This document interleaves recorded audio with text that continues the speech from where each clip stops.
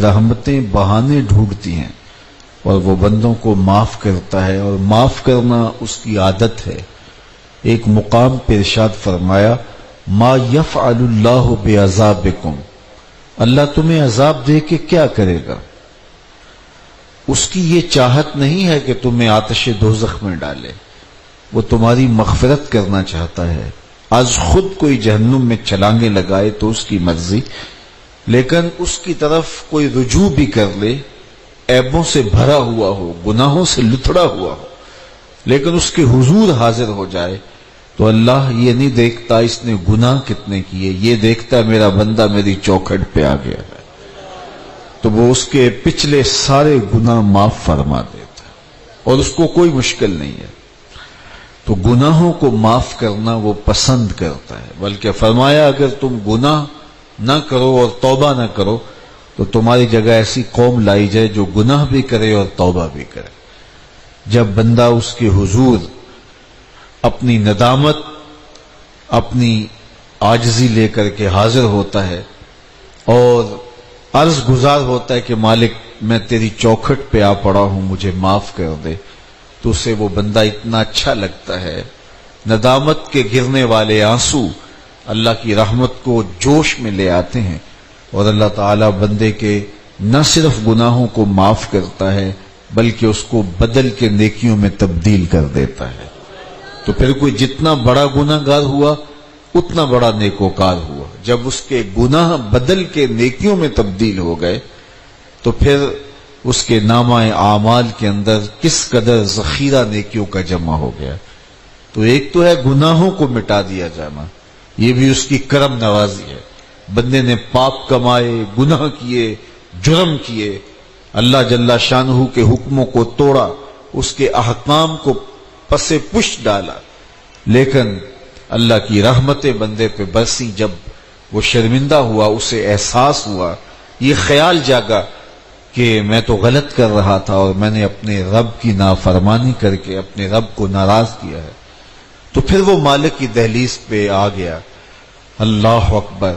تو اس کے وہ آنسو جو ندامت میں بہتے ہیں اور اس کے وہ لفظ جن کے ساتھ احساس ندامت جڑا ہوا ہے، اللہ کو اتنے پسند ہوتے ہیں کہ اس کے گناہ تو معاف کیے ہی کیے، اللہ اس کے گناہوں کو بدل کے نیکیوں میں تبدیل کر دیتا ہے۔ آپ تاریخ دیکھیں کتنے کتنے لوگ تھے جو گناہوں میں لتڑے ہوئے، جب اللہ کے حضور توبہ کرتے ہوئے حاضر ہوئے اور سچی توبہ کرتے ہوئے اس کی دہلیز پہ دستک دی، تو پھر زمانے نے ان کے نام کو بھی ادب سے چوما اور ان کی سیرت لوگوں کے لیے رہنما بن گئی، اور جہاں سے وہ گزرتے گئے نور پھیلتا گیا۔ بشر حافی زمانے کا معروف شرابی ہے، لیکن ایک دن گزرتے گزرتے دیکھا کہ کاغذ کا ایک ٹکڑا زمین پہ پڑا ہے اور اس پر اللہ کا مبارک نام لکھا ہوا ہے۔ تو وہ ٹکڑا اٹھایا، اس کو صاف کیا، خوشبو لگائی اور کسی اونچی جگہ پہ رکھ دیا کہ یہ میرے رب کا نام ہے۔ اللہ اکبر۔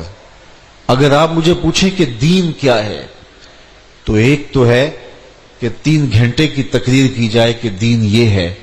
2 لفظوں میں بتانا چاہوں تو اقبال نے کہا دین سراپا سوختن اندر طلب، انتہائش عشق آغازش ادب، طلب محبوب میں تڑپنے کا نام دین ہے، جو ادب سے شروع ہوتا ہے عشق پہ ختم ہو جاتا ہے۔ اولیاء کا ادب، انبیاء علیہم السلام کا ادب، ذات باری کا ادب اور مقدسات کا ادب، وہ جگہیں جہاں اللہ کے محبوبوں کے قدم لگے، وہ دھرتی جہاں اللہ کے پاک بندے گزرے، وہ سرزمین جہاں انبیاء کے انفاس کی خوشبو بسی، تو ان زمینوں کو، ان دھرتیوں کو، ان ہواؤں کو بھی ادب کی نگاہوں سے دیکھا جائے، اور عقیدتوں کے رنگ جب یوں قائم ہوتے ہیں تو پھر یہ صبغت اللہ کا ایک روپ ہے، اور ادب انسان کو کہاں سے کہاں پہنچا دیتا ہے، اور ذرا سی بے ادبی راندہ درگاہ بنا دیتی ہے۔ تو اس نے اللہ کے مبارک نام کا ادب کیا اور اس کو چوم کر کے آنکھوں سے لگایا، خوشبو لگائی، اونچی جگہ پہ رکھ دیا، اور پھر اپنی روٹین کے مطابق شراب خانے میں چلا گیا. شراب پی کے بشر دھت ہیں کہ وقت کے ولی کو الہام ہوا کہ جا کے بشر کو میرا سلام دے دو اور اسے کہو کہ اللہ نے تمہارے ماضی کے سارے گناہ معاف کر دیے. اللہ اکبر. بشر کو جا کے گھر میں ڈھونڈا، تلاش کیا تو پتا کہ وہ تو شراب خانے میں ہے. تو وہ اللہ کا بندہ شراب خانے کے دروازے پہ کھڑا ہے. اللہ اکبر. دستک دی. ساقی میں خانہ نے کہا کسے ملنا ہے؟ تو کہا میں بشر کو ملنا ہے. تو اس نے سر سے پاؤں تک دیکھا کہ یہ بزرگ صورت اور شراب خانے کے دروازے پہ اور بشر کو ملنا چاہتے ہیں. خیر کہا بشر تمہارے مہمان باہر کھڑے ہیں، اور بتایا کہ فلاں بزرگ دروازے کے باہر تمہارے منتظر ہیں. تو جلدی سے جوتے پہننے کا خیال بھی نہ رہا، نشے میں دھت یوں ہی دروازے پہ آئے. تو وہ بزرگ فرمانے لگے کہ تمہارے رب کا تمہارے نام سلام ہے، اور ساتھ پیغام ہے کہ اے بشر تو نے میرے نام کی عزت کی، میں تیرے سارے گناہ معاف کر دیے، تیری ساری خطاؤں سے درگزر کیا. تو اس وقت جب یہ اللہ کا پیغام آیا، رب کا سندیسہ آیا اور رب کا سلام آیا، تو بشر ننگے پاؤں تھے. پھر ساری زندگی جوتے نہیں پہنے. فرماتے تھے جب میرے نام، میرے رب کا پیغام آیا، میری بخشش و مغفرت کا سندیسہ اور پیغام مجھے پہنچا اور رب کا سلام آیا، تو اس وقت میں ننگے پاؤں تھا. لہٰذا میں اپنے اس معاملے کو برقرار رکھوں گا، ہمیشہ ننگے پاؤں رہوں گا، تاکہ مجھے یہ مستحضر رہے کہ میرے رب کا نام، میرے رب کا پیغام اور سندیسہ میرے نام آیا تھا. تو ساری زندگی پہ حضرت بشر نے جوتے نہیں پہنے. اسی وجہ سے انہیں بشر حافی کہا جاتا ہے، ننگے پاؤں والا. لیکن قدرت نے اہتمام کیا تھا کہ بشر حافی نے جس بازار سے گزرنا ہوتا، جس گلی سے جانا ہوتا، اس گلی میں جانور بھی لیت نہ کرتے. اللہ ان گلیوں کی صفائی کا قدرتی اہتمام فرماتا اور وہاں جانور بھی غلاظت نہ ڈالتے کہ یہاں بشر کا گزر ہونا ہے. حضرت بشر حافی علیہ رحمہ گھر سے نکل کے مسجد میں نماز پڑھنے آتے تھے. تو ایک دن ایک شخص نے مسجد میں پہنچ کے کہا لوگوں بشر حافی کا انتقال ہو گیا. تو لوگوں نے کہا کہ تمہیں کیسے پتا چلا، کس نے خبر دی؟ کہا خبر تو کسی نے نہیں دی، لیکن وہ راستہ جس راستے سے بشر حافی نکل کے مسجد میں آتے ہیں، اس راستے میں جانوروں نے گوبر کیا ہے. تو اس کا مطلب یہ ہے کہ بشر اب دنیا میں نہیں رہے، ورنہ الوہی اہتمام ہے کہ وہ گلیاں صاف ہوتی ہیں. اب حضرت بشر حافی کا واقعہ ہی انتقال ہو چکا تھا. تو قدرت نے ان کی تعظیم اور تاکیر کی کہ جب تو نے میرے نام کا احترام کیا تو میں تیرا احترام اور تیری تکریم کو لوگوں پہ لازم کر دوں گا. اور آج بھی ان کا نام آتا ہے تو روحیں سرشار ہوتی ہیں. تو جب کوئی اس کے حضور حاضر ہو، اپنے گناہوں کی معافی مانگے، سچے دل سے نادم ہو جائے، تو وہ بندوں کو نہ صرف معاف کرتا ہے بلکہ اس کے گناہوں کو بدل کے نیکیوں میں تبدیل کر دیتا ہے. اللہ کا ایک بندہ تھا، وہ بازار سے گزر رہا تھا، بلکہ اس کی رحمتیں بہانے ڈھونڈتی ہیں. ذرا دیکھیے منظر. تو اس نے دیکھا ایک شرابی ہے، وہ گندی نالی پہ گرا ہوا ہے اور گندے پانی سے اس کا منہ گندا ہو رہا ہے. انسان کے احترام کے ناطے دل میں ترس جاگا اور اس کو وہاں گندی نالی سے اٹھایا اور اس کا منہ دھویا اور گھر کا رستہ دکھایا. خیر شام ہوئی، رات پڑی. جب پچھلا پہر ہوا تو وہ بزرگ جنہوں نے دن کو شرابی کا منہ دھویا تھا، تو وہ مسجد میں تہجد پڑھنے کے لیے آئے. تو کیا دیکھا کہ وہی شرابی جو دوپہر کو گندی نالی پہ دھت پڑا تھا، آج اس بزرگ سے بھی پہلے مصلی پہ کھڑا ہو کے نماز پڑھ رہا ہے.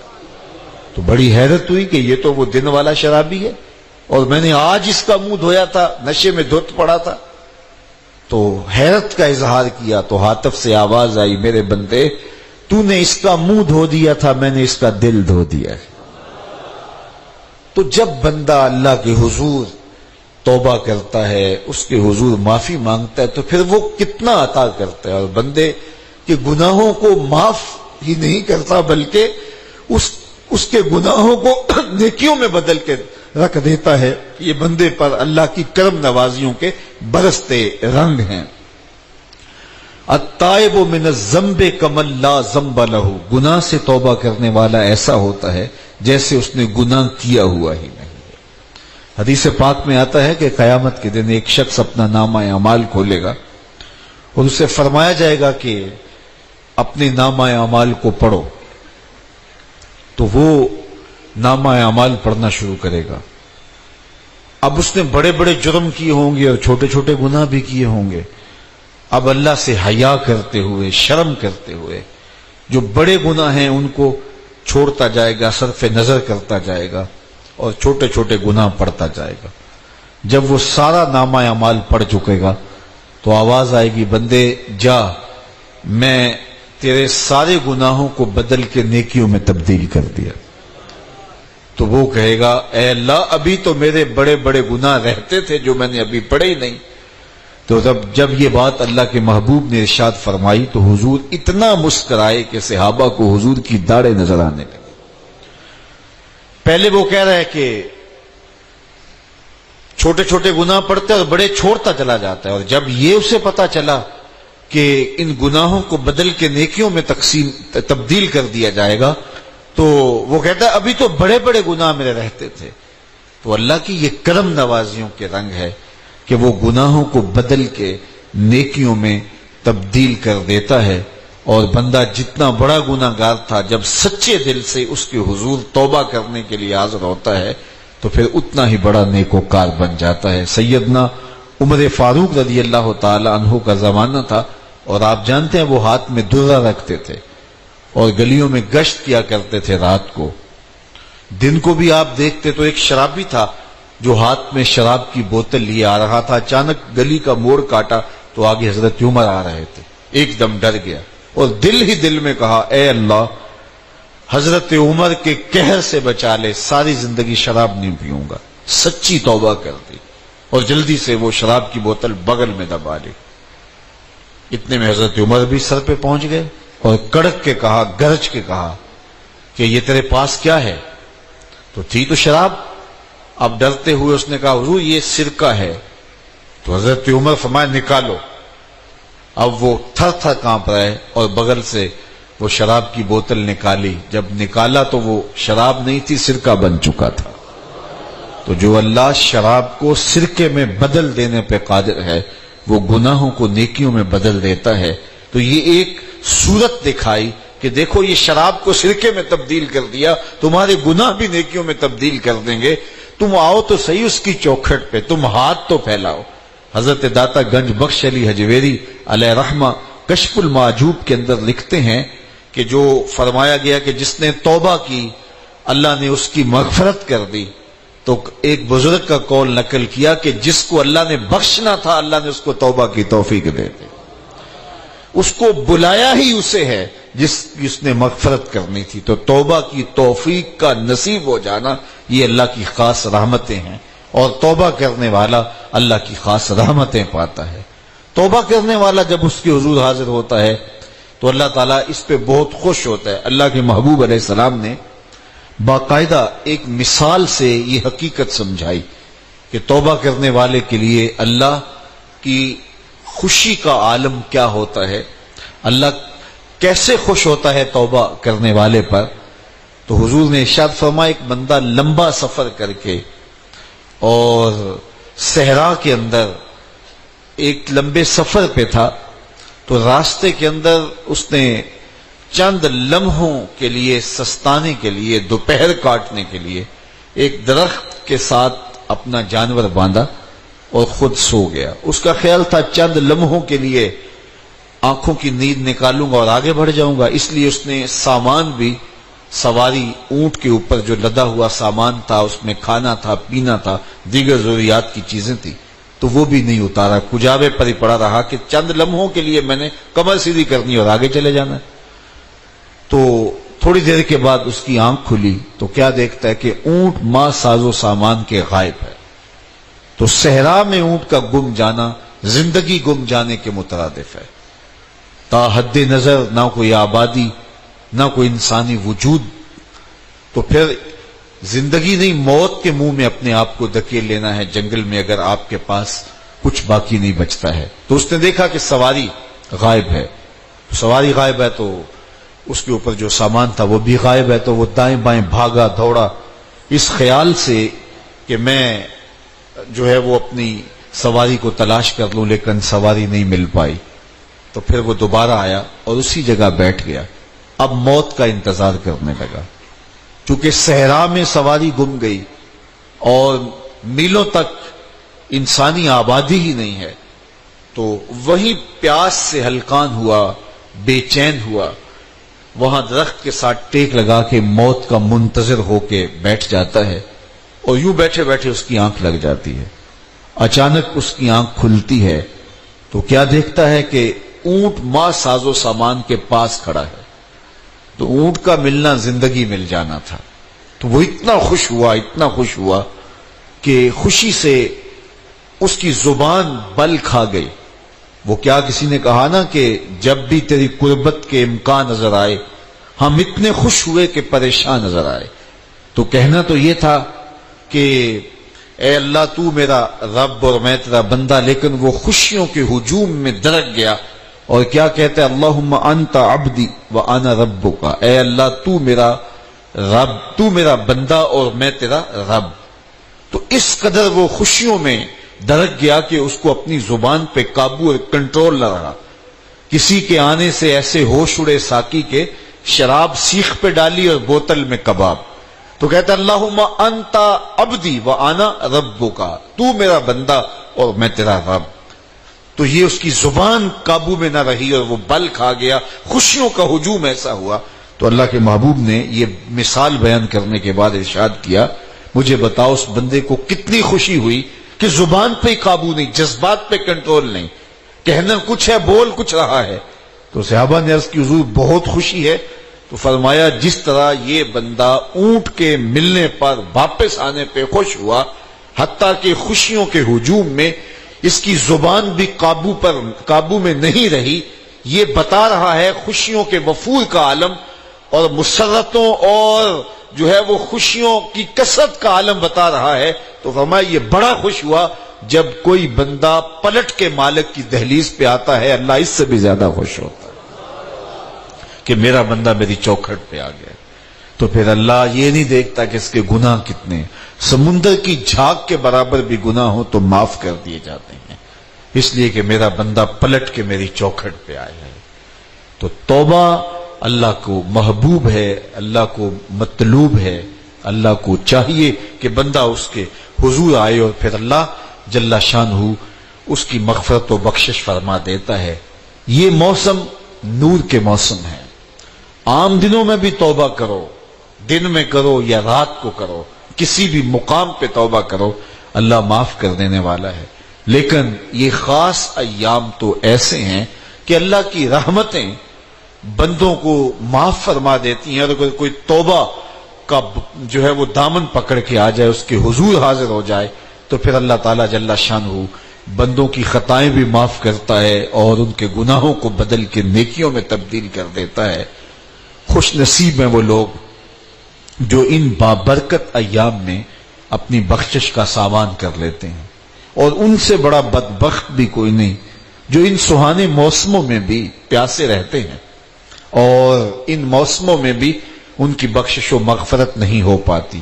رت سہانی ہو، موسم اچھا ہو، تو مجھے بتاؤ کہ جو اس موسم میں بھی اپنے آپ کو محروم رکھے تو اس سے بڑی بد نصیبی کیا ہوگی۔ اللہ کے محبوب علیہ السلام نے منبر کی تینوں سیڑھیوں پہ قدم رکھتے ہوئے آمین آمین پکارا، تو حضور علیہ السلام سے عرض کیا گیا یا رسول اللہ صلی اللہ علیہ وسلم، ہر سیڑھی پہ قدم رکھتے ہوئے آپ نے آمین کہا، تو آپ نے کس بات پہ آمین کہا؟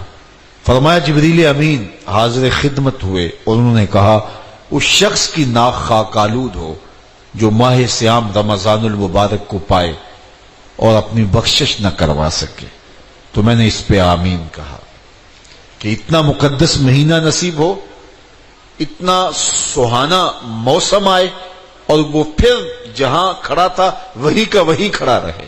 میں اور آپ اپنا محاسبہ کر سکتے ہیں۔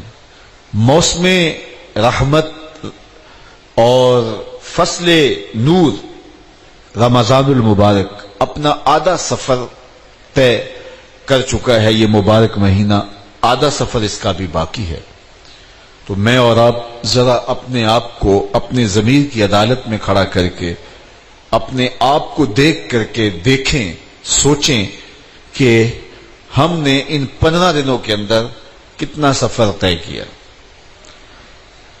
29-30 شعبان کو ہم جہاں کھڑے تھے، کیا ہم آج بھی وہیں کھڑے ہیں یا ہمارا کچھ سفر بہتری کا ہوا ہے؟ اور اگر ہم وہیں کے وہیں کھڑے ہیں تو پھر ابھی وقت ہے ہم بقیہ 15 دنوں میں اللہ کی رضا جوئی کے لیے کوشاں ہو جائیں. ورنہ کتنی بڑی وعید ہے. جبریل دعا کر رہے ہیں اور اس پہ حضور آمین کہہ کے مہر لگا رہے ہیں. اس شخص کی ناک خاکالود ہو جو ماہ سیام کو پائے اور اپنی بخشش نہ کروا سکے. مجھے اور آپ کو پتہ ہے کہ ہم کہاں کھڑے ہیں. بل الانسان علی نفسہ بصیرہ ولو القی معاذیرہ. انسان خود اپنے آپ کو جانتا ہے کہ میں کہاں کھڑا ہوں. وہ اپنے آپ کو خود دیکھتا ہے. ایک تو فیصلہ قیامت کے دن ہوگا، نامہ اعمال تولے جائیں گے اور نامہ اعمال کے تلنے کے بعد پتہ چلے گا نیکیاں کتنی ہیں اور برائیاں کتنی ہیں. لیکن ایک ہم اپنے ضمیر کے اندر ترازو گاڑ کر کے اپنے عمل تول سکتے ہیں اور ہمیں پتہ ہے ہم نے نیکیاں کتنی کی، ہمیں پتہ ہے ہم نے برائیاں کتنی کی. جو نیکیاں کی ان میں اللہ کی رضا کے لیے کتنی کی، لوگوں کے دکھاوے کے لیے کیا کیا، خواہش نفس کے لیے کیا کیا. لوگ اس کو نیکی سمجھتے رہے لیکن ہم تو سمجھتے ہیں وہ نیکی ہے کہ نہیں ہے. اس طرح جو برائیاں کی وہ تو برائیاں ہیں. تو میں اور آپ اپنے ضمیر کی عدالت میں ترازو گاڑ لیں اور اپنے اعمال کو ابھی تول لیں. فرمایا گیا حاسبو قبل ان تحاسبو، قبل اس سے کہ تمہارا حساب کیا جائے تم اپنا حساب پہلے ہی کر لو. تو اپنے اندر کی ستھرائی، اپنے اندر کی پاکیزگی،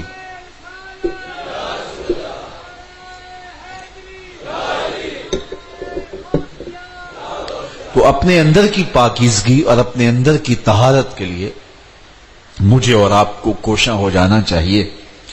اور اس کے لیے ہمیں ابھی اپنا محاسبہ کرنا ہوگا کہ ہم کس جگہ پہ کھڑے ہیں. حاسبو قبل ان تحاسبو.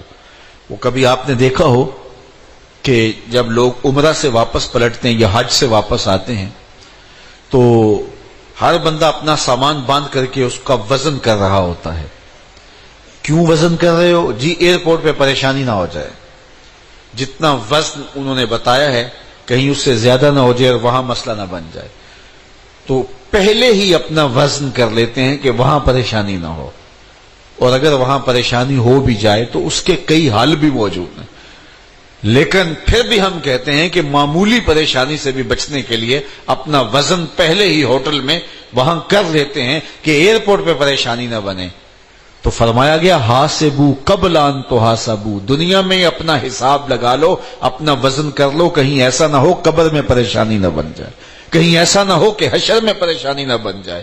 میزان پہ جب عمل تلنے لگے تو پر تمہاری پریشانی نہ بن جائے. اس لیے اپنے اعمال کو دیکھ لو. تمہیں اچھی طرح معلوم ہے کہ تم کس جگہ پہ کھڑے ہو. بل الانسان علی نفسہ بصیرہ. انسان اپنے آپ کو خود دیکھتا ہے، اسے پتا ہے کہ میں کہاں کھڑا ہوں اور میری کیفیت اور میرا باطن اور میرا انداز حیات کیا ہے.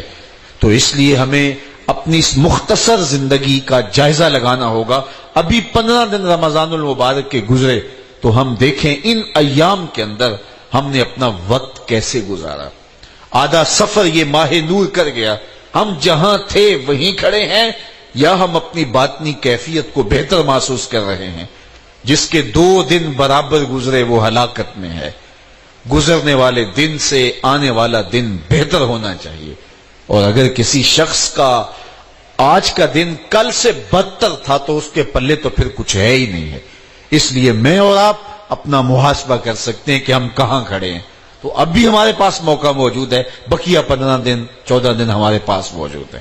تو فرمایا اس شخص کی ناک خاک آلود ہو جس نے ماہ سیام رمضان المبارک کو پایا اور رمضان المبارک کے اندر اس نے کثرت عبادت کے ذریعے اور محاسبہ نفس کے ذریعے اور دیگر ذرائع سے اپنی مغفرت نہ کروائی. چونکہ اللہ کے محبوب کا ایک اور فرمان ہے، ارشاد فرمایا من صام رمضان ایمانا و احتسابا غفر له ما تقدم من ذنبه. جس نے ماہ صیام کے روزے رکھے ایمان کی حالت میں اور محاسبہ نفس کے ساتھ، اللہ کے محبوب فرماتے ہیں اللہ اس کے پچھلے سارے گناہ معاف فرما دیتے ہیں. اب ہمارے گناہ مٹ جائیں. دیکھیے ہمارے وہ تو ہم کبھی حجامت کروانے جائیں تو اس کے بعد ہمیں پتہ چلتا ہے کہ ہم ہلکے محسوس ہو رہے ہیں. 2-3 دن ہم سفر میں رہیں اور آ کے غسل کریں تو میل کچیل اترے تو پھر پتہ چلتا ہے اپنے آپ کو ہلکا محسوس کر رہے ہوتے ہیں. تو گناہ دھل جائیں تو پھر روح کو کیسی سرشاری محسوس ہوتی ہے. میں اور آپ اپنے آپ کو دیکھ سکتے ہیں کہ کیا ان 15 دنوں کے گزرنے کے بعد ہماری کیفیت باطن کیا ہے. اور اگر ہم اس کو محسوس ہی نہیں کر سکتے تو پھر اس کا مطلب ہے ہم وہیں کے وہیں کھڑے ہیں. تو میں اور آپ دیکھیں کہ ہمیں ان 15 دنوں کے اندر حاصل کیا ہوا ہے اور ہم اچھی طرح اپنے آپ سے آگاہ ہیں. ہم اپنے آپ کو کسی دھوکے میں نہ ڈالیں.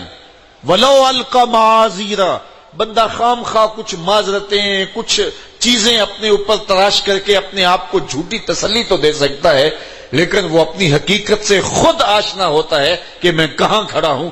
تو آدھا موسم گزر گیا. میں اور آپ دیکھ سکتے ہیں کہ 29 شعبان کو ہم کہاں کھڑے تھے اور اب ہم کہاں کھڑے ہیں. اگر وہی کے وہی کھڑے ہیں تو پھر ان 15 دنوں کے اندر ہمارا اندر دھلا نہیں ہے، ہم وہی کے وہی کھڑے ہیں. ہم نے روزے رکھے ہیں لیکن محاسبہ نفس کے ساتھ نہیں رکھے. دیکھیے روزہ صرف بھوک اور پیاس کا نام نہیں ہے کہ بھوک اور پیاس کاٹ لی اور ہم روزے دار ہیں. روزہ تو ہمیں ان امور سے بھی منع کر دیتا ہے جو عام زندگی میں ہمارے لیے مشروع اور جائز ہیں، صرف کھانے پینے سے نہیں. روزہ تو ہمارے لیے ایک تربیت ہے، ہمارے لیے ایک ٹریننگ ہے. وہ امور جو مشروع تھے ہمارے لیے، کھانا ہمارے لیے مشروع تھا، طیب طاہر حلال کھانا اور حلال اور پاکیزہ مشروع، لیکن رمضان کے اوقات روزہ میں ہم نہیں لیتے اس لیے کہ ہمارے رب نے ہمیں اس سے منع کیا ہوا ہے. آپ کو کوئی حالت روزہ میں مائے زمزم بھی پیش کرے تو آپ اس کو نہیں لیں گے. آپ کہیں گے کہ نہیں میں افطاری کے لیے رکھ لیتا ہوں لیکن اب نہیں لے سکتا اس لیے کہ میں روزے سے ہوں. مدینہ تو رسول صلی اللہ علیہ وسلم کی کھجوریں آپ کو کوئی پیش کرے تو آپ ان کھجوروں کو نہیں لیں گے. آپ کہیں گے میں افطار کے لیے رکھ لیتا ہوں لیکن اب نہیں لے سکتا میں روزے سے ہوں. تو شہر حبیب کی متبرک کھجوریں ہوں یا مکہ المکرمہ کے اس چشمہ نور کا منور اور مقدس پانی ہو تو وہ بھی آپ نہیں لیتے ہیں اور وہ کھجوریں بھی آپ نہیں لیتے ہیں جو مشروع متبرک اور پاکیزہ چیزیں ہیں. روزے میں تو ان سے بھی آپ رک گئے اور جو چیزیں ویسے ہی حرام ہیں اور ناپسندیدہ ہے پھر ان سے کیوں نہیں رکیں گے. دیکھیے جھوٹ تو پہلے ہی حرام ہے، آپ روزے سے نہ ہوں پھر بھی حرام ہے. غیبت تو پہلے ہی حرام ہے، گالی گلوچ سب و شتم تو پہلے ہی حرام ہے. کسی کو اذیت پہنچانا، کسی پہ ظلم کرنا، رشوت لینا، کسی کا ناجائز کسی کا ناحق مال کھانا، کسی کو آزار دینا، تکلیف پہنچانا، بد نگاہی کرنا، یہ وہ جرائم ہیں جو کہ روزہ نہ ہو پھر بھی ہمارے اوپر حرام ہے، ہمیں ان سے روکا گیا ہے، منع کیا گیا ہے. اب روزے میں تو ہم ان امور سے بھی روک گئے کہ جو جائز تھے. تو جو چیزیں پہلے ہی ناجائز تھیں اگر ان سے نہیں رکیں گے تو پھر ہم نے روزہ کیسا رکھا. تو یہ روزہ ہمیں ان امور سے رکنے کے ذریعے سے یہ سکھاتا ہے کہ ہم ان امور سے کیوں نہیں رکیں گے جن امور کے بجا لانے سے ہمارا رب ہم سے ناراض ہوتا ہے. کبھی آپ نے دیکھا ہو کہ جب ماہ صیام گزرتا ہے تو ایک پورا مہینہ ہم کھانے پینے سے اوقات دن میں رکے رہتے ہیں. تو عید کا دن یا عید سے 2-3 روز بعد میں بھی کبھی ایسا ہوتا ہے کہ ہم اچانک پانی لینے لگتے ہیں تو پھر رک جاتے ہیں کہ وہ میں روزے سے ہوں، لیکن پھر خیال آتا ہے کہ نہیں رمضان شریف تو گزر گیا اب میں روزے سے نہیں ہوں. تو آپ نے 1 مہینے پانی چھوڑے رکھا، آپ نے 1 مہینے صرف دن کے اوقات میں کھانا چھوڑے رکھا. آج آپ کے پاس پانی آتا ہے تو ایک دم جو ہے وہ آپ کو جھٹکا لگتا ہے، خیال میں آتا ہے میں روزے سے تو نہیں ہوں. تو آپ 1 مہینے اگر کھانا پینا چھوڑ دیتے ہیں تو پھر ان چیزوں کو استعمال کرتے ہوئے بھی ایک دم جھجک سی لگتی ہے اور اگر ایک مہینہ جھوٹ چھوڑے رکھتے، ایک مہینہ غیبت چھوڑے رکھتے، ایک مہینہ گالی گلوچ اور سب و شتم چھوڑے رکھتے، ایک مہینہ بد نگاہی چھوڑے رکھتے، تو پھر کیا بد نگاہی سے بچنے کی عادت نہ پڑ جاتی؟ کیا جھوٹ سے بچنے کی عادت نہ پڑ جاتی؟ تو ایک موسم تھا ہمارے لیے ایک ٹریننگ، اور ہمارے لیے جو ہے وہ تربیت نفس کا ایک ذریعہ تھا روزہ، لیکن ہم نے صرف بھوک اور پیاس کاٹی اور ان امور سے اپنے آپ کو باز نہ رکھا، تو پھر ہم نے روزہ رکھا ہی نہیں۔ حضور کا فرمان سنیے جو صحیح بخاری میں ہے، من لم یدع قول الزور والعمل به فلیس للہ حاجۃ فی ان یدع طعامہ وشرابہ۔ اللہ کے محبوب ارشاد فرماتے ہیں جس نے جھوٹ اور جھوٹے کام نہیں چھوڑے، اس کے بھوکا پیاسا رہنے کی اللہ کو کوئی ضرورت نہیں۔ تو اللہ تعالیٰ جل شانہ کی جانب سے جو ہمارے اوپر روزہ مشروع ہوا ہے، اس کے آداب کی رعایت کے ساتھ ہم روزہ رکھیں۔ کان کا روزہ بھی ہے، آنکھوں کا روزہ بھی ہے، زبان کا روزہ بھی ہے، دیگر اعضاء بدنیہ کا روزہ بھی ہے۔ تو جب ہم اپنے روزے کو محفوظ کر لیں گے تو پیاس اور بھوک کے ساتھ باقی اعضاء کا روزہ ہمیں روزے کا نور نصیب کر دے گا۔ لیکن جب ہم صرف بھوک اور پیاس کاٹیں گے، باقی طرز زندگی ماضی کی طرح رہے گا، تو پھر پورا مہینہ گزر جائے گا، ہم جہاں کھڑے تھے وہیں کے وہیں ہوں گے۔ اس لیے ہمیں روزے کو اس کے آداب کی رعایت کے ساتھ رکھنا چاہیے۔ تو اللہ کے محبوب کا فرمان پھر سن لیجئے، ارشاد کیا کہ من صام رمضان ایمانا واحتسابا غفر له ما تقدم من ذنبه، جس نے رمضان کے روزے ایمان اور محاسبہ نفس کے ساتھ رکھے، اللہ اس کے پچھلے سارے گناہ معاف کر دیتا ہے۔ منبر کی دوسری سیڑھی پہ حضور نے قدم رکھا تو پھر آمین کہا۔ جبریل امین حاضر ہوئے، حضور نے ارشاد فرمایا صحابہ کے استفسار پر کہ جبریل امین حاضر ہوئے اور انہوں نے مجھے کہا اس شخص کی ناک خاک آلود ہو، اس شخص کی ناک خاک آلود ہو جو والدین کو بڑھاپے کی حالت میں پالے اور ان کی خدمت کر کے جنتی نہ ہو۔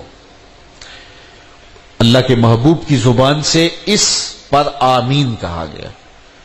تو والدین اگر بڑھاپے میں نصیب ہو جائیں تو ان کی خدمت کر کے دنیا اور آخرت کی سعادات کو سمیٹنا یہ میری اور آپ کی ذمہ داری ہے۔ ماں باپ کی خدمت اللہ کی رضا کا ذریعہ ہے، اور اللہ تعالیٰ نے اپنی فرما برداری اور اپنے حضور شکر بجا لانے کی تلقین کے متصل بعد ماں باپ کا شکریہ ادا کرنے کی تلقین فرمائی۔ انشکر لی ولوالدیک، میرا شکر ادا کر اور اپنے ماں باپ کا شکر ادا کر۔ یہ بھی ارشاد کیا وَقَضَىٰ رَبُّكَ أَلَّا تَعْبُدُوا إِلَّا إِيَّاهُ وَبِالْوَالِدَيْنِ إِحْسَانًا، تیرے رب نے یہ طے کر دیا، فیصلہ کر دیا، اس کے علاوہ کسی کی عبادت نہیں ہوگی، کسی کی پوجا نہیں ہوگی۔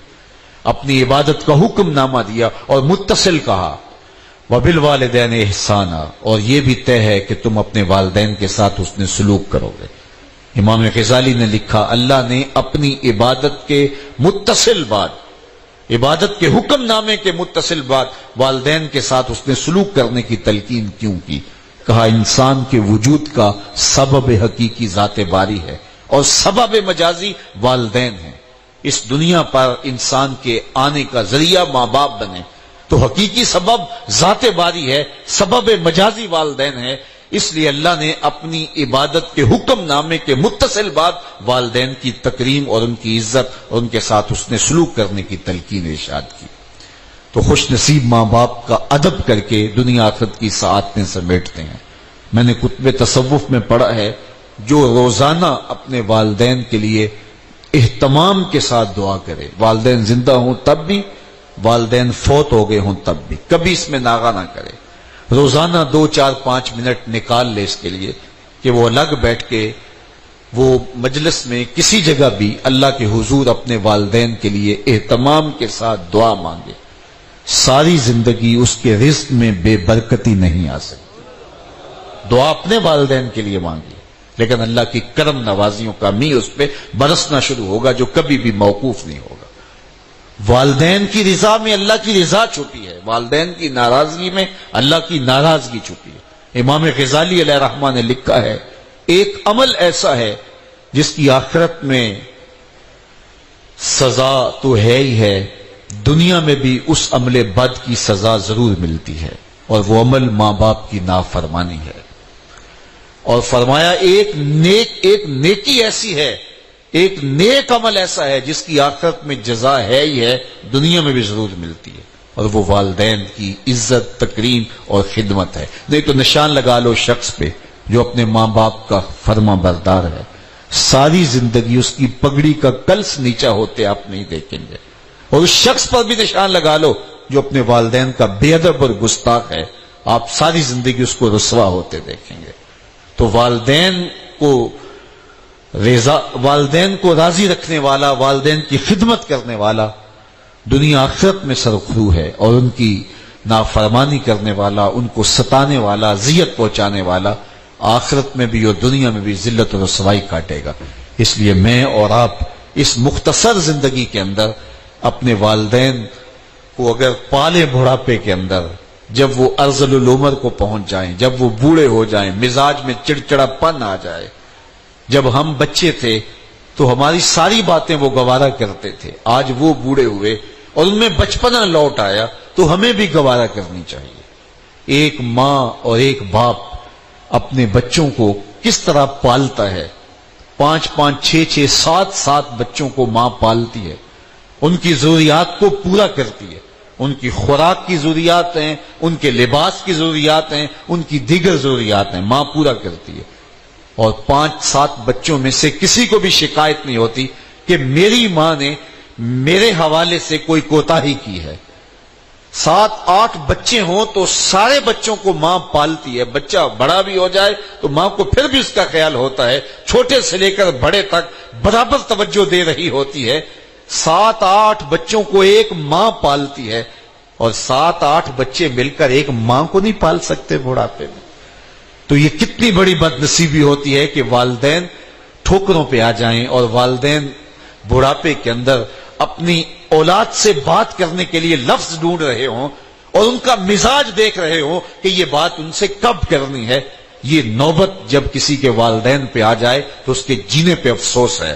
اور یہ ماجرا ذہن میں رکھیے گا کہ یہ مکافات عمل ہوتے ہیں۔ آج اگر کس نے اپنے ماں باپ کی خدمت کی ہے تو کل اس کی اولاد اس کی خدمت کرے گی، اور آج اگر کسی نے اپنے ماں باپ کو دکھ دیا ہے، تکلیف دی ہے، اذیت دی ہے، ستایا ہے، تو یہ بات ذہن میں رکھیے گا کہ یہ دکھ، یہ اذیت اپنی اولاد سے اس کو سہنا پڑے گا۔ یہ مکافات عمل ہے۔ تو خوش نصیب لوگ اپنے والدین کی خدمت بچا لاتے ہیں اور ان کی خدمت میں کسر نہیں چھوڑتے۔ ممبر کی دوسری سیڑھی پہ قدم رکھتے ہوئے آمین کہا جبریل حاضر خدمت ہوئے، اور انہوں نے کہا اس شخص کی ناک خاک آلود ہو جس نے والدین کو بڑھاپے میں پایا اور خدمت کر کے جنتی نہ ہوا۔ اللہ اکبر۔ تیسری بات، ممبر کی سیڑھی پہ قدم رکھا تو آمین کہا، تو عرض کیا گیا حضور آپ نے آمین کہا، تو فرمایا جبریل امی حاضر خدمت ہوئے اور انہوں نے کہا اس شخص کی ناک خاک آلود ہو جس کے سامنے آپ کا ذکر ہو اور وہ آپ پہ درود نہ پڑے صلی اللہ علیہ وآلہ وسلم۔ وہ بد نصیب شخص ہے جس کے سامنے حضور کا نام لیا جائے، حضور کا ذکر چھیڑا جائے، حضور کے تذکرے کی خوشبو مہکے اور وہ آقا کریم پر درود بھی نہ پڑے۔ درود تو من کو سنوار دیتا ہے، درود تو باطن کو اجال دیتا ہے، درود تو اندر کے زنگ اتار دیتا ہے، باطن میں روشنائیاں پیدا کرتا ہے۔ یہ چراغ ہے قبر کا بھی، یہ چراغ ہے آخرت کا بھی۔